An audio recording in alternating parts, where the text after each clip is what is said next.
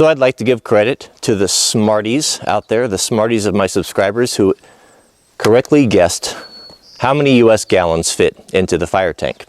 I was surprised that 7 of you picked the right number. Not exactly, 0.5. There was a couple 0.5s, but I think that's close enough. There's a margin of error there. So I'll read the 7 of you who get the promised honorable mention. The first one that guessed properly was Quentin Dickinson. Quentin Dickinson. Second was Matus Raguskas. I'm sorry about that. That's the best I can do right now. Edward McKinnon. John Boy Inc. Greg Belly. Words in Wood. And Tippy Tutu.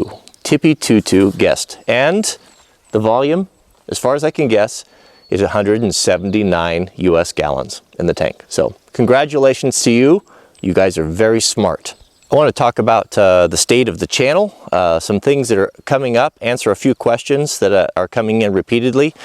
First off, behind me, you see here is my main shop. It's the metal shop. That's where you see me working on the water tank. It is a 40 by 60 pole barn, and it is an unfortunate color. Mrs. Wranglerstar calls it the Band-Aid because it looks like a giant Band-Aid. It's a kind of an eyesore. It's something we've wanted to paint, but painting metal is not that easy. When you spray it, if you don't spray it properly, if you're not really experienced with it, you'll see where you got the paint thick, where you got the paint thin. And for those of us who don't do this type of thing every day, it's something I've kind of been reluctant to do. So I have some exciting news, and it's going to be upcoming videos pretty soon. When I was in San Francisco for the YouTube meeting, I met a creator there that goes by the Idaho Painter. He's 7 or 8 hours from here. Chris, a really, really great guy. I enjoyed talking to him, and he contacted me a few weeks back and said, hey, how about I come out to your place and I'll bring one of my guys. He's a big-time painting contractor there, and we paint that barn for you. We can do a video about it. He has some of the best instructional videos on painting on YouTube. Really great channel, and really a great guy, great family, and I can't wait for him to come out. That's something that's going to be coming in the future. So I just answered an email from him this morning, and we're kind of trying to put this together and pick some times.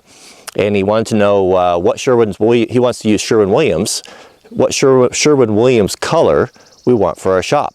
There's actually my wood shop. I wanted to paint it as well, and he said, "Yeah, no problem. We'll come out there and knock it out. We'll get them both painted in one day. Just help me pick the colors, or just get me the paint codes, and we'll get the paint ordered and get this done." So Mrs. Wranglerstar and I were very excited about that. So I'd like to ask some advice on this from you guys as well. What do you think color-wise? I am really fond of red barns, and I was thinking maybe a really nice red color with a dark gray roof. That would look nice, wouldn't it? I'll take you over and show you the other barn as well. Here's my other shop. This is also in dire need of painting. It's pretty bad. I've actually got a friend coming over. He's bringing his family over, family friends of ours from Spokane, and he said, I want to help you out for a couple days. And so I thought, well, maybe we'll get this thing prepped, put the corner boards on it, maybe even put some fascia boards on it, and get all this stuff prepped for Chris when he comes. And this also, we have to pick a color. So should we paint them both the same color or different colors? Give me your opinion. Sometimes it's nice to have some outside opinion on these things. I enjoy that because it makes me think in a direction that I wouldn't normally think. But what color should this barn be? And finally, the Teespring t-shirt campaign. That campaign closed last night, and we sold, how many do you think? 600, I think it was 620 t-shirts. That's a lot of t-shirts. I really appreciate all of you who ordered the limited edition gold foiled Wranglerstar t-shirt. That is going to, we'll use the money, the proceeds that come from that sale to buy a new riding lawnmower. So I've been looking, or not a new one, but a used one. So I've been looking on Craigslist, and I'd also like some opinions on that, because I have, it's hard to decide. I've kind of narrowed it down. I need something that's really heavy duty, not like your traditional lawnmowers for smaller yards. I have to mow about, we'll have to keep around the house and all the shop salt and everything for fire danger, about 5 acres. And there's some parts of the land that are pretty steep. And so what I was looking at, I've kind of narrowed it down to probably one of the bigger John Deeres or a Kubota. I want something that's most likely going to be water cooled. It's going to have a differential lock, meaning both wheels can lock, so I don't get stuck on the steeper areas in the orchard. And a pretty good sized mowing deck, you know, like somewhere between 48 and 60 inches, and have enough power to pull Mrs. Wrangler's small trailer around that will be loaded down with mulch and tools and different things. So I was looking at like the 520 John Deeres, or some of the bigger Kubotas. Some of them have diesel, some of them have gas. I was looking at the 300X, the John Deere. That doesn't have a locking differential. That might be a little bit small. Give me your advice on that. Do you have a mower that you would recommend that would be suitable for this area? Again, locking differential, preferably water cooled. 4-wheel drive wouldn't be bad either. So chime in on that. Let me know if you have a good one, if you have a big yard, something that you would recommend that you have good luck with. Every day, lots of questions on the treehouse. What's going on with the treehouse?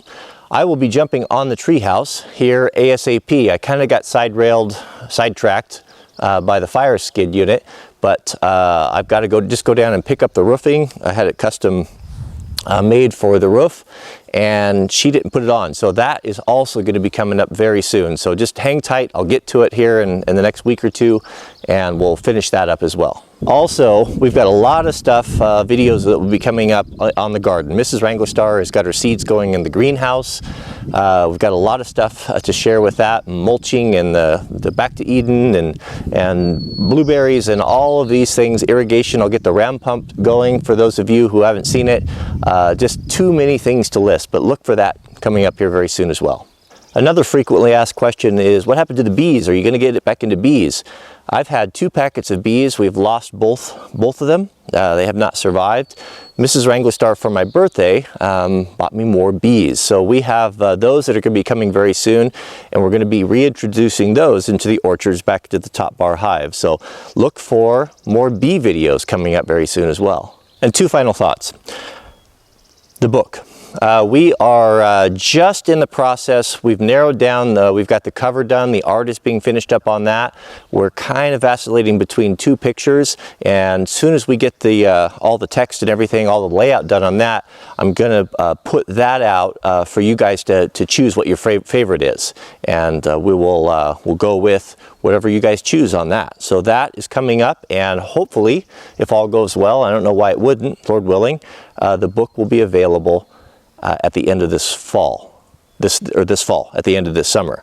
What's the book about? The book is our journey, our story of a family who made a decision that was living in the city to radically change everything. For Mrs. Wranglerstar to quit her job as a professional, and me to sell our house and our shop that I built and everything that we had planned, that we're living and building a life that we thought we'd be in forever, to where we are today. So how we got there, what we did right, what we did wrong, why we did what we did, and how that's working out for us. So that is essentially what the book about is our story, with a lot of how-tos and a lot of mistakes made, what we would have done different, what you might want to consider if you're doing the same thing. So that kind of is, in a nutshell, is what the book is going to cover.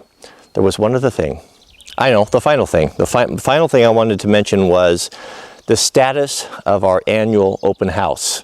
We have had 2 open houses where subscribers are invited to come out for, it's about 3 or 4 days or so.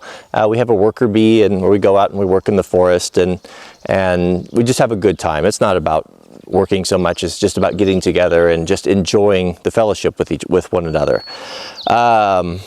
We are trying to decide. We'll make the decision here pretty soon if we're going to do it this year. It's kind of a difficult thing for us. It's pretty stressful to get everything ready. The expenses are pretty considerable for food and bathrooms and all of those things. So that's something to try to figure. Yes, to answer your question, I don't have an answer yet, but Mrs. Wranglerstar and I, we have a family meeting set up, and we're going to come to a decision on that. And we'll make an announcement either way pretty soon. The first year we had 100 or so people, and last year we had close to 200 people, and we had a waiting list, and not everyone was able. We didn't have enough spots. It was getting to be so big that not everyone could do it. So yes, we will be making that decision to answer your question here pretty soon.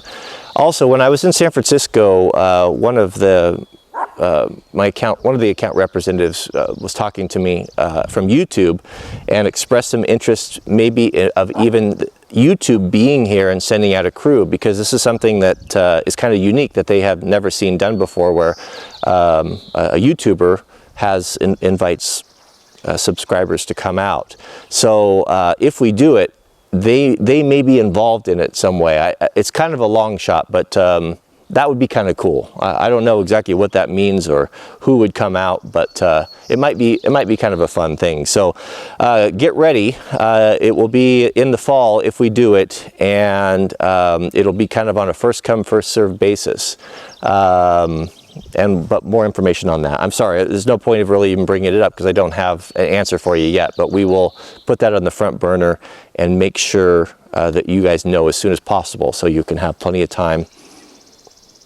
Well, I'm getting ahead of myself here. So just a couple of questions, a few things that I wanted to answer that were kind of out there. It's still open, and I'm pedaling as fast as I can, and well, we'll see you guys on the next video, and don't forget. Is that subtle enough? Today's manly manners. Don't refuse to go shopping with your wife. Of course, it's a nuisance, but sometimes she honestly wants your opinion. You should be pleased to give it.